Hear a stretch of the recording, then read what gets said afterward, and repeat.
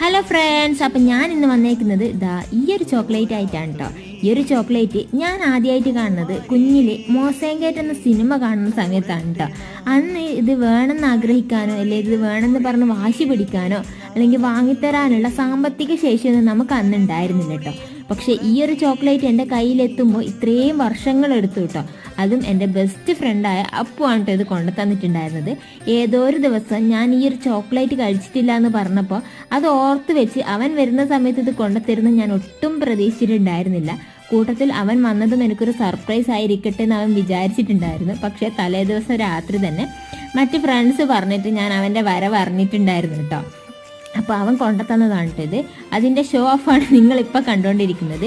എന്തായാലും എനിക്ക് ഇഷ്ടപ്പെട്ടു കേട്ടോ. അവൻ്റെ വരവും ഈ ഒരു ചോക്ലേറ്റും എനിക്ക് എപ്പോഴും സ്പെഷ്യൽ തന്നെയായിരിക്കും. അതൊന്ന് ഓർത്തിരിക്കാൻ വേണ്ടിയാണ് കേട്ടോ ഈ ഒരു വീഡിയോ ഞാൻ ഇടുന്നത് തന്നെ.